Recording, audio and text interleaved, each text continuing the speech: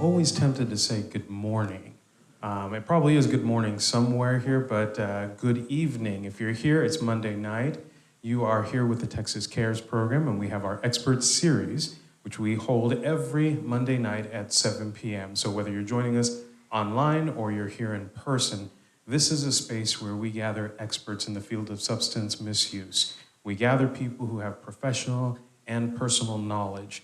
And the idea is to build a community where we can provide support, provide resources, provide education, and most importantly, provide a space where people feel heard and connected. And if you've been following us, I encourage you to go online and check out the last 2 weeks because we have had some fantastic speakers. You're seeing both of them, a father's story and a son's story. But tonight is going to be something very special because we're going to hear them both together. And we're going to talk about what the journey of hope, what the journey of recovery, the good, the bad, the challenging, what that's like. So I encourage you, if you have not already spent some time, hear the stories that both of these gentlemen have shared over the last 2 weeks. Come back here and hear what it's like to hear the next step on this. So with that, I'm going to jump into a couple of questions here real quick, and we'll follow through on this. Dylan, thank you so much for joining us here. Dylan, remind us, for those that are just catching up, where you are in terms of recovery and any celebrations, recent celebrations. I just celebrated 4 years of sobriety. Thank you. My sobriety today, I mean, it's a lot simpler. Before it was, I was really busy with step work and, just like really active in the recovery community. And I still am. It just looks different. I'm more involved with my family now. I go to church on Sundays. I have a Wednesday group that I go to as well. My recovery is just a lot simpler. Awesome. I enjoy it. Well, thank you and congratulations. And Brandon, as Dylan's father, the journey to get to this point where you're witnessing your son 4 years into recovery, it was a simple journey for you, right? Totally. So tell us a little bit about what it took to get to this point from your perspective. Just again, I think sometimes as a parent, I think I almost celebrate Dylan's sobriety as much as he does, just to see, where he's come and because 5 years ago, even in the space that I was as a father, was like, I didn't know this day would ever come. I wasn't sure if we'd ever get here. I knew in my heart that we could, and that idea of hope that, I never gave up. And I say this a lot, like we all have hope. When I changed that word hope to belief, I think there was a big shift in my life because it became, a hope that we're going to see a change, that Dylan's going to understand this and he's going to get this and sobriety's going to stick. But whenever I changed that idea to, I believe that this is something that eventually will catch. As a parent, sometimes we just have to love them through it and be there and be willing to step in and go on this journey with them, whatever it takes. So I'm the celebration today is huge, and the fact that we get to be here, father and son, share our story, is pretty profound because, guys, we were I don't want to say we're enemies, but we treated each other like enemies for the longest time.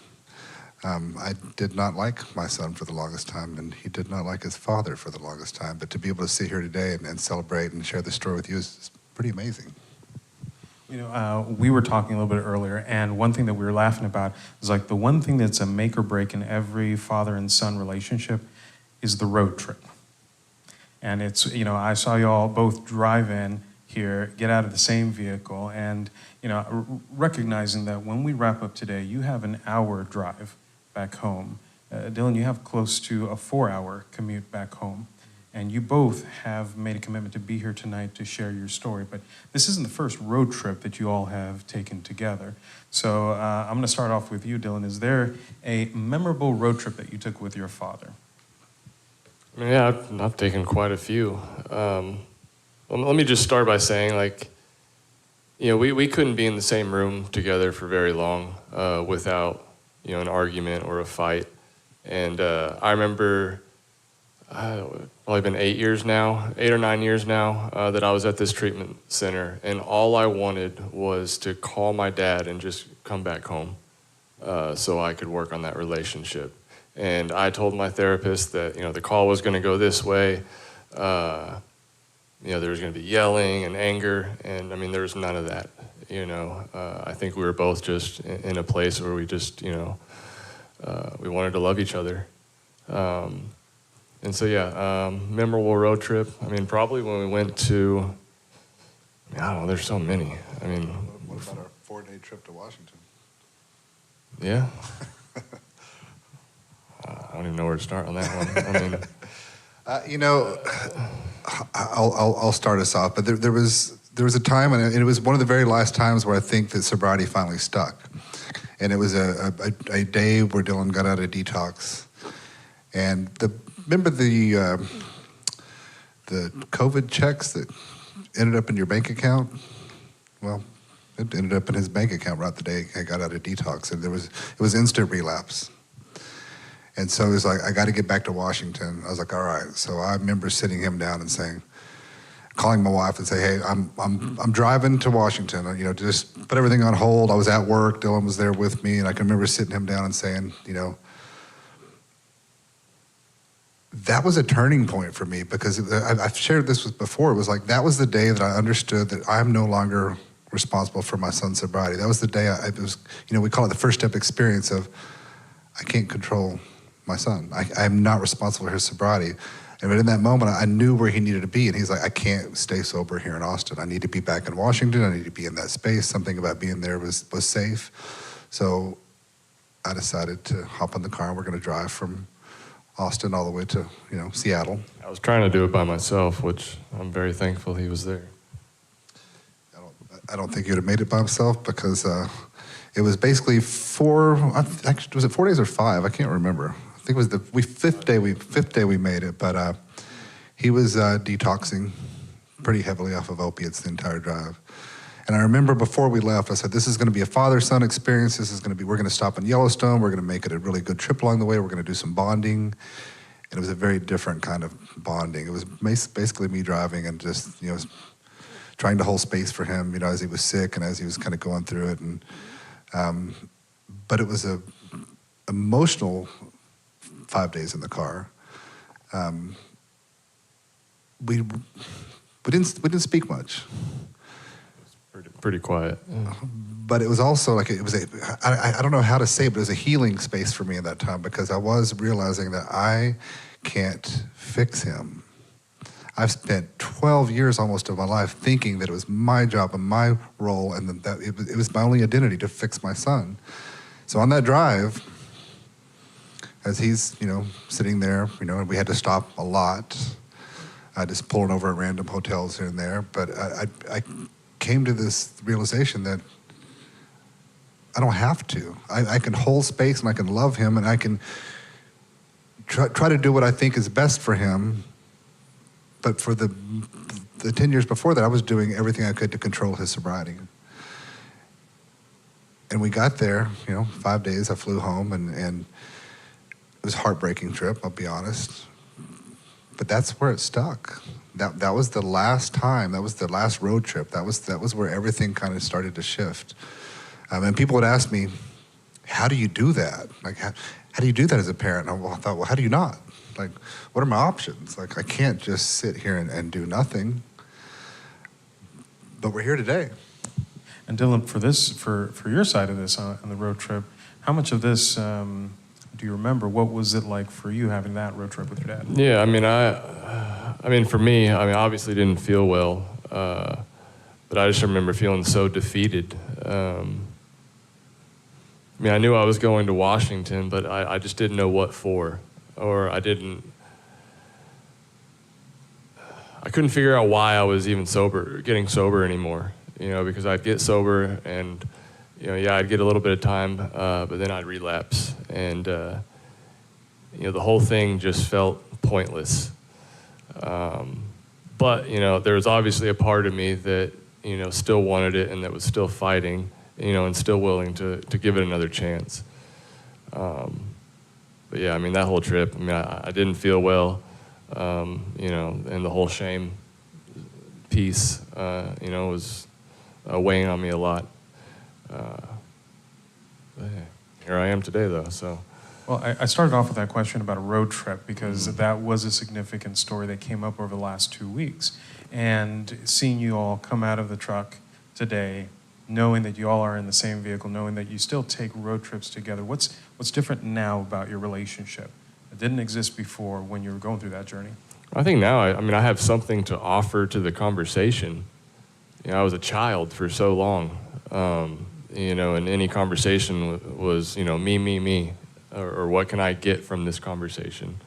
And I think today, I actually have something to offer.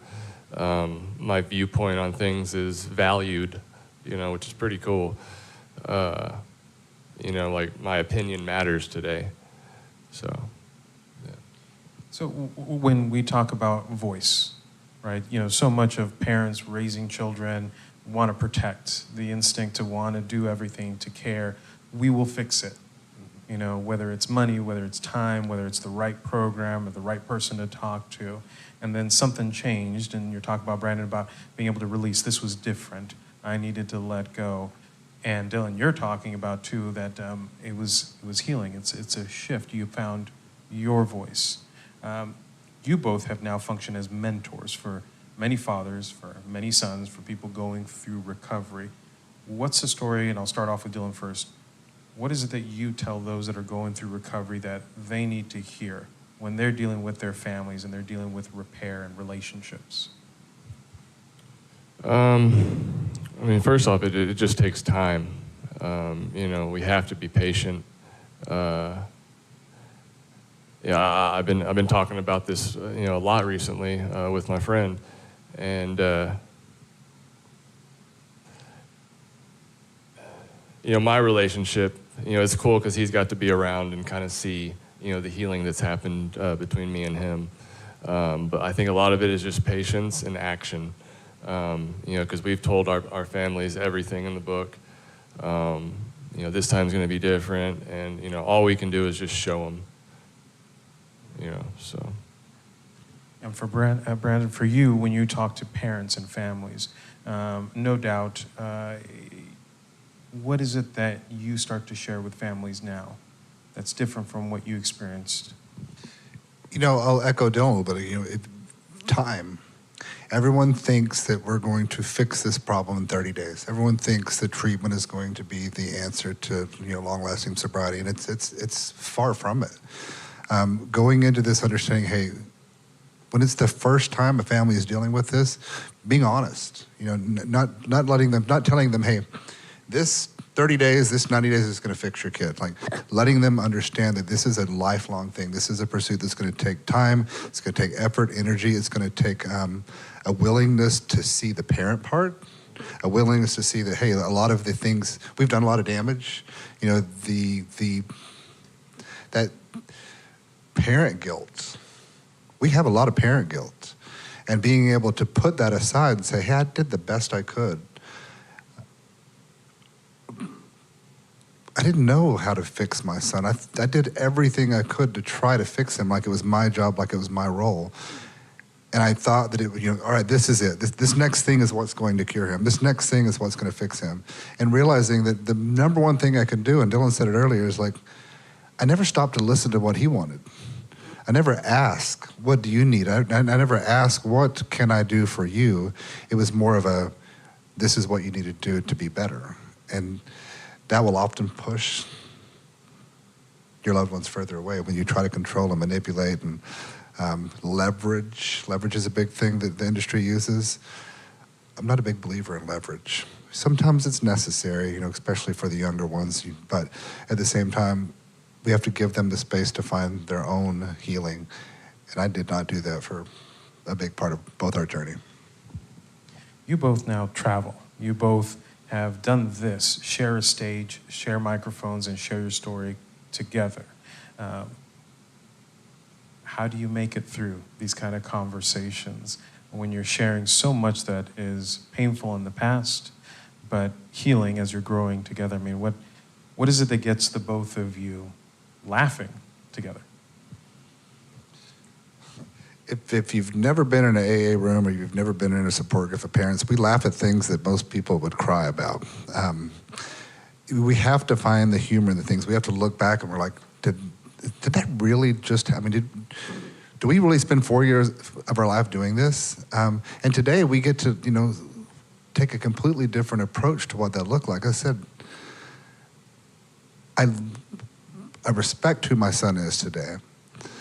We get to come up here and share our story together. We laugh, we joke, we cry, and I'll tell you, when I'm sitting here, I can feel every emotion that I felt that entire 12 years. I can sit here and like a little memory will pop up, and it's like I have tears well up in my eyes. I can sit here and I'm laughing. I can remember the memory of the wedding and the granddaughter. And it's like I can feel every emotion that I've ever felt in 12 years, all in one moment. So sometimes it's very hard to get up in this space and speak, and then sometimes it's very powerful because I look at the people we get to share our story with, and I've got to watch over 500 men come through our program in the past 6 years, and I see people get better. And I think that's the beauty of it. It's like I watched the growth, I watched the transformation, I watched the father and sons that were so broken, like Dylan and I, and today they're, doing very similar things that we are. And Dylan, for you, what's something that just makes you smile, makes you laugh, makes you have a good relationship with your dad today? I mean, yeah, but just being able to, laugh at those things. I don't know. I mean, it's just natural now. It's not. I used to be afraid to approach my father with anything. Out of fear of a reaction or it wasn't going to go the way I wanted to. I mean, and there's none of that now. I mean, it's just an open conversation. I think the biggest thing is we both have ADHD, so it's hard to kind of keep us on track. So. So the both of you, I mean, I see you both sitting here in this space. I see you smiling. I see you laughing. I also see you all connecting. 1 week here we're talking about anger. We're talking about control. We're talking about learning lessons to let go. And then another week we're talking about shame and we're talking about fear and how we're letting go and finding our own voices here. You two are maybe, I guess if we're using the analogy, right, the two people in the car traveling together on that road trip. But there are others that are connected. So there are siblings, there are parents, other parents, step-parents, family members around. What's it been like for you both together as you're also rebuilding those relationships around you?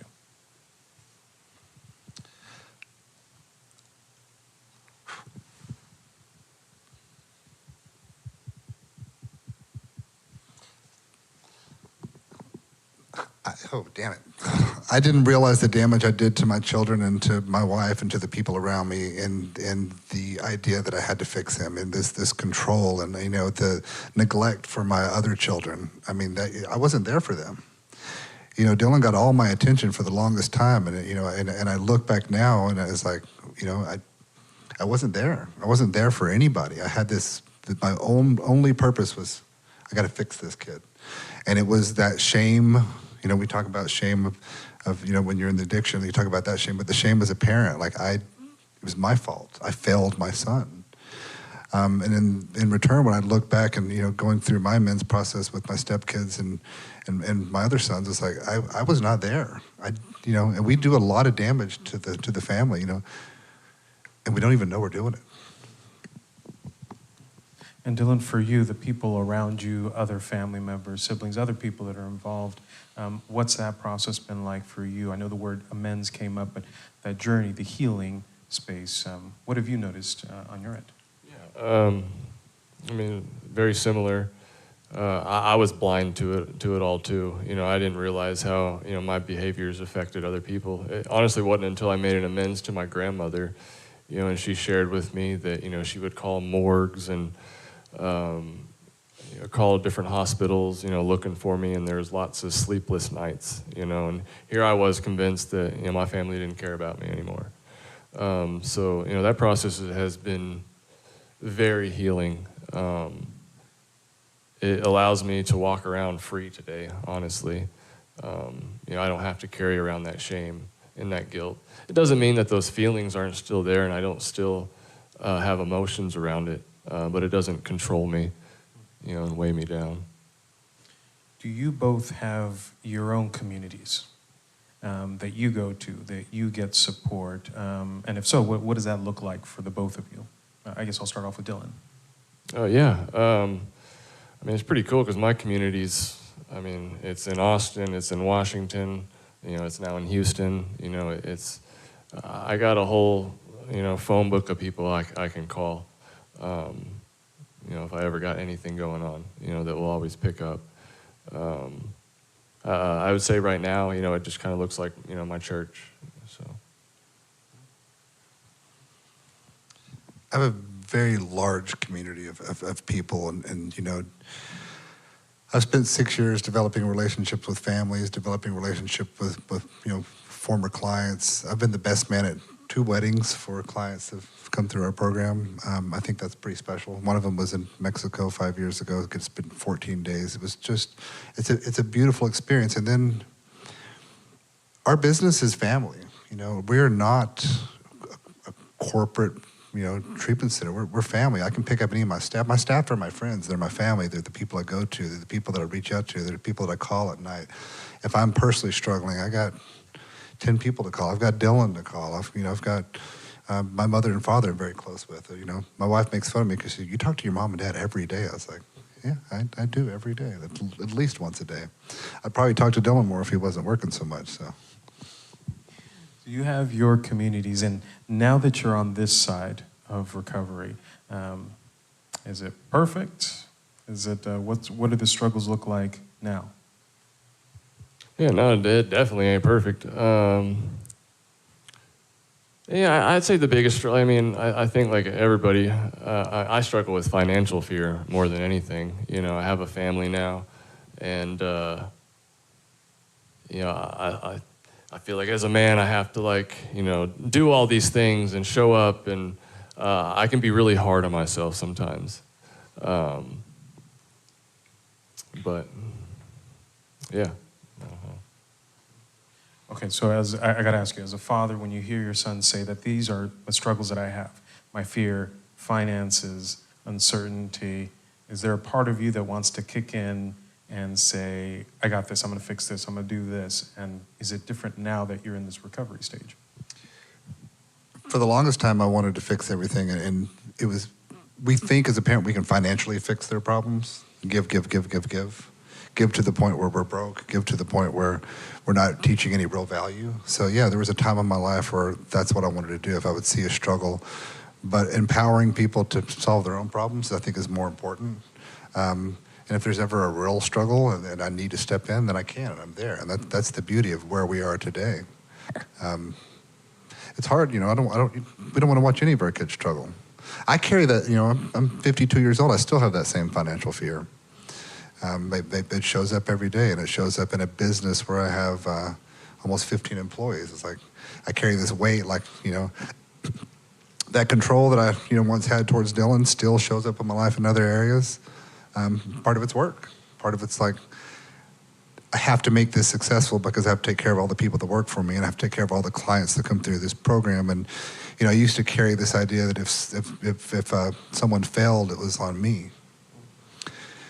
I can remember very early, very first family program when we'd opened our program and Dylan had just relapsed.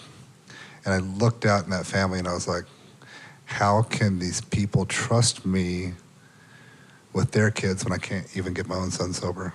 And today I don't have that idea. I look at the families out there, it's like, how can I help them understand that it's not their responsibility to get their son sober? And I can walk this journey with them and offer a story, offer, where I've been. And some of them get it, some of them don't. That's not up to me. So the release of I'm not in control, it's not my responsibility, is very freeing for you. Also, I would imagine relieves a lot of pressure, Dylan, that you might be feeling that this relationship is always about, I need to change something in order to make Father happy. But you both have very different personalities. So, I hear you've shared before about, creating and fixing the problem. And Dylan, you've shared before too about just wanting to be seen and heard. Because of your very different personalities, what's let's say a strength that you see in your dad that he brings to the table that's very helpful moving forward? And just his go-getter attitude, I guess. I mean, yeah, I've watched anything my dad's put his mind to. You know, he's made it happen, and even if he fails, he moves on to the next thing. You know, that's my hero. You know, that's what I aspire to be. So. And Brandon, you know where I'm going with this, right? So what's a strength that you see in Dylan? The willingness, his humbleness, putting family first. I mean, that's something that I wasn't the best at.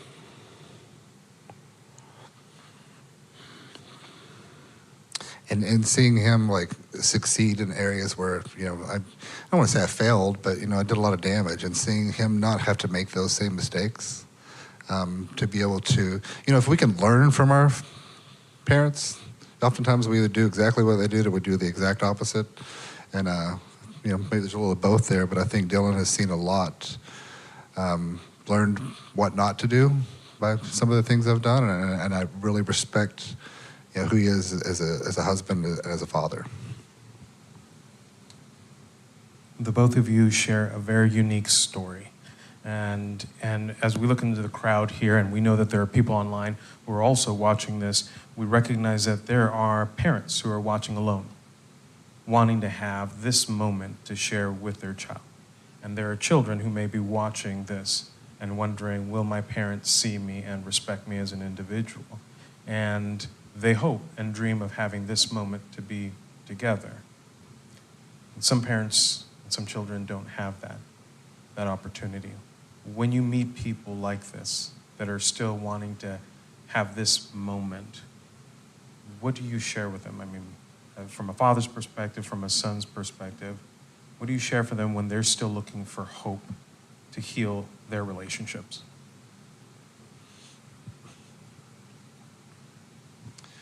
You know, going back to the earlier conversation, the most important thing that we have to understand is time. This is not an overnight fix. You know, we have to be patient. We have to be willing to work on ourselves. You know, for the longest time, you know, my was to fix Dylan, and it wasn't until I looked inward, and it wasn't until I really just kind of gave it to God and understood that I can't do this alone.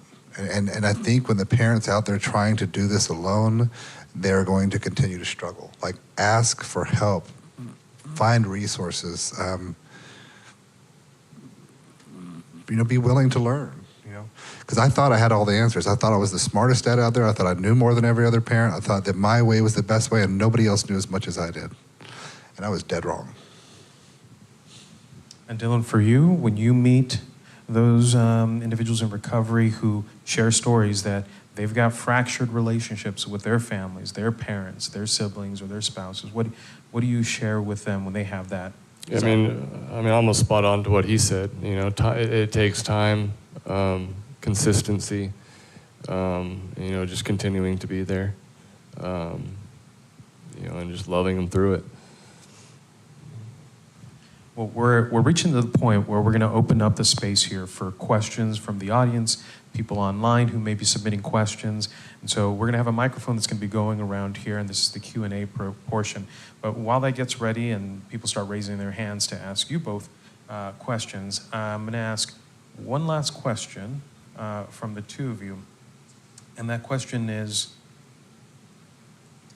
your road trip and your life journey has led you to this moment. Where do you see yourself 10 years, 10 miles down this road? Where is it that you want to see yourself when you're 62 years old, you know, and when you're at 14 years in recovery? And I'll start off with you, Dylan.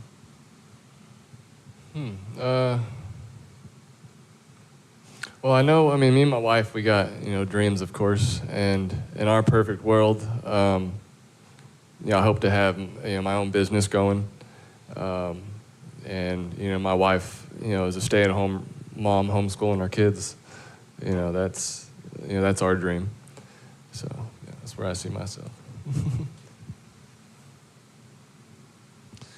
You know, I just want to continue to have the family around. I want to continue to grow the family that I've been, you know, working on the past 6 years. You know, family is the most important thing that we have, and it's something that, you know, for the longest time, I struggled.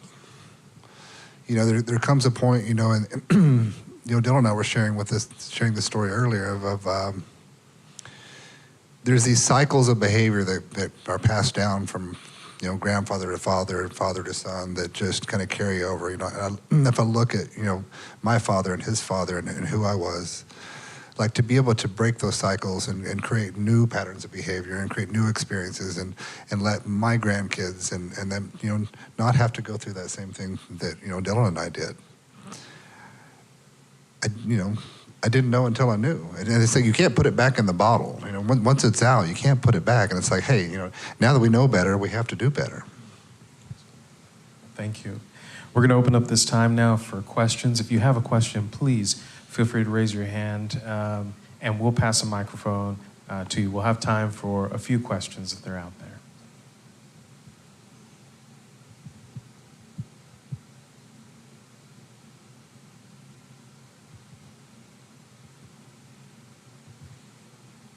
Brandon, thanks for, and Dylan both, it's a great story. And you guys are fantastic together, by the way, now. I haven't seen you both individually.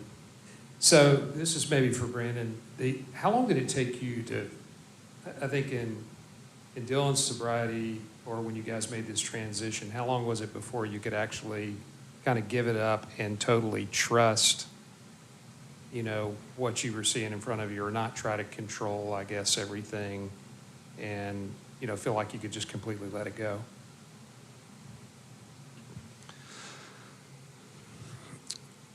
There was when Dylan went back to Washington for the last time, there was a good year where he was there that I could hear it in his voice. I could hear the change. I just knew something was different. And there's always been that in the back of my mind, hey, this could just be temporary. This could be happening again. But like, if we live our lives with the expectation that something bad is going to happen, then we can't fully give ourselves to the relationship.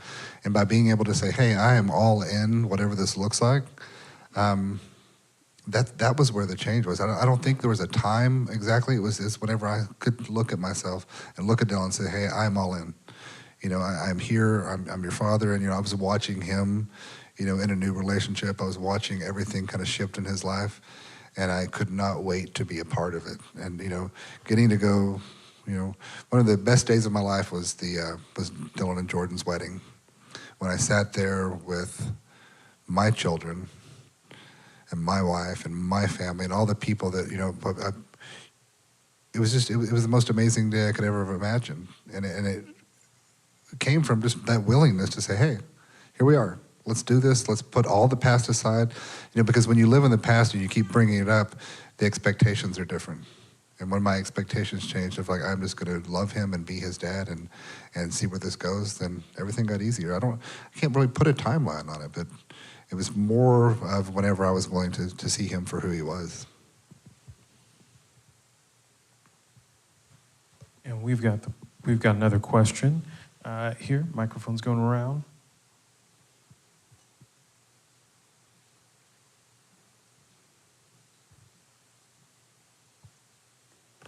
Thank y'all both so much for being so vulnerable and sharing. It's very inspiring. You mentioned resources. Tell us a little bit more about the resources that you sought out, outside of, and a little bit about what your recovery ranch is like too, so that for the benefit of others. I've shared this before. As a parent of a loved one in recovery, we are at the most mercy of this thing right here. We pick it up and we start Googling, and that was it. That was my resource. The people that answer the phone are the people that have the most money because they can spend on the most marketing. Not to say there was bad people on the other line, but that was my only resource. And the commitment I made 6 years ago when I started my program is I'm going to be a resource for whoever I can be. I'm going to vet the places. And when I talk to people and I share with people, and we're not the best fit for everybody that comes through our program, or they have insurance or they can afford it or whatever, but I have spent 6 years finding resources for parents. So when they call and they need anything, I said, look, my goal is not to get your son here. My goal is to get your son help. whatever I can do, however I can help, please let me know. And if I don't have the answer, I will find out. I have enough people that I've met over the past 6 years that I will find a space and a place and connect you with the right people. Because it's hard. You just don't know. You're literally at the mercy of the other end of that phone. I built my program on the what not to do's because that's all I knew. I'd watched, my son in and out for years. I knew the what not to do's. So when we built our program, and Dylan and I built this thing together, it was our idea, it was our journey, our experience, because I didn't know anything about treatment, but he did. He had plenty of experience, and it was the idea of, I already know what they're going to say. He would always tell me that, I already know what they're going to say, and I didn't know how true that was until, really stepping into this world. So the resources are there. I am a resource. My phone is on 24 hours a day. It drives my wife crazy sometimes, but she understands. My phone is always on. I'm always there to help a parent or a loved one connect with anyone that I can.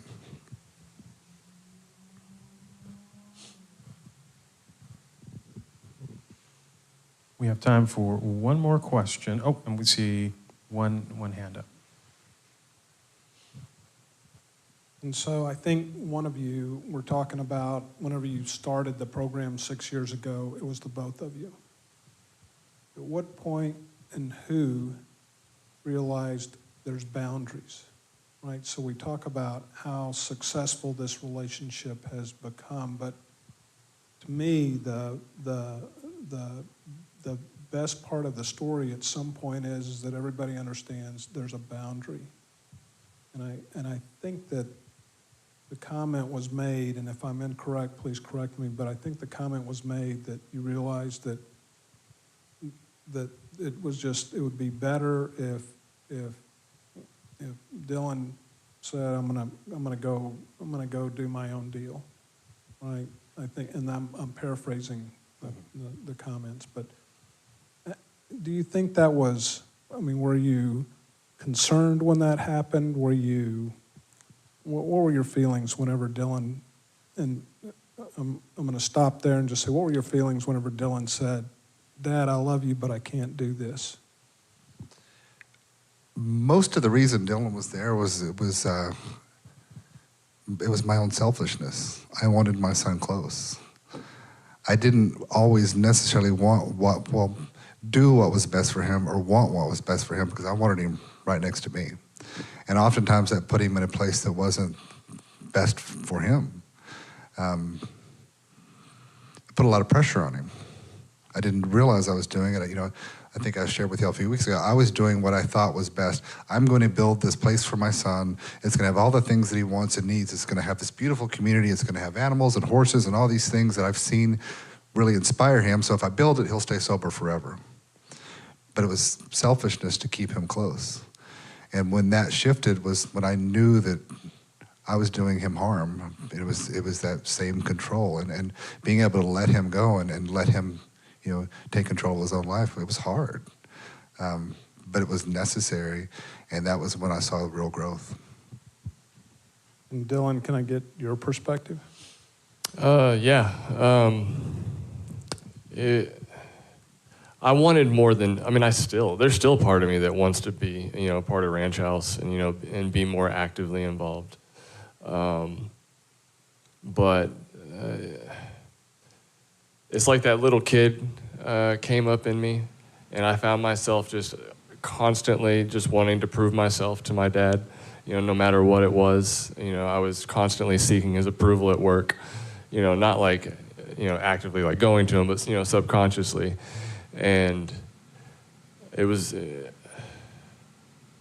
was very freeing, I think, being able to say that.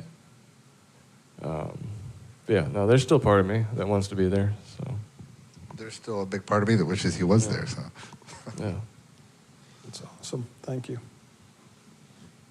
With that, we're going to wrap up our questions, and thank you both sincerely and deeply for sharing your story here in this space with all the people that are here present and those virtually and those that will be watching this video in the time to come. And I just want to, again, personally thank you because it's a beautiful image for people to be able to see what a journey of hope can look like and where healing can go. And you've given us a visual for that, and for that we're very, very grateful. So thank you both. Thank you.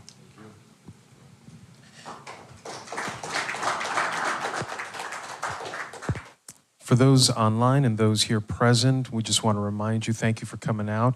This is our Monday night speaker series. We gather together here, we share space. Our program aims for 3 goals. Primarily, 1, to build a community, a space where people can feel heard, can feel seen, can feel connected, and say, this is my story out there, and I want to hear more about where this journey can take us. We also want it to be a space of education where people can learn about all the different facets that comes from addiction, recovery, family dynamics, for it to be a space where you hear from experts and take things that maybe you've not heard of and help start that journey of healing. And last, a space for support, where you can find people that can say, this is where I go to if I have a question, if I have a need, or if at 2 a.m. I just don't know where to turn to. We've got a list of resources and support. That's our goal: community, education, and support. And if you're curious, the CARES program stands for Community and Relatives Empowered for Support. That's what we're building for. So please stay tuned. Over the next couple of weeks, you're going to see a lot of changes online with our website. We're very excited about that. We're learning, we're growing, and we're just going bigger. So we want to make sure that we connect with as many people. So if you're in the Lakeway area, find us here at Cornerstone Church. We're going to be here on Mondays. So check back online. We'll give you more information on where we're going and where this is growing here in this space. So thank you for being a part of this. And as we say, and we wrap up every time, if it's your first time here, welcome home. Thank you all for being here and joining us, and we'll see you at the next speaker session.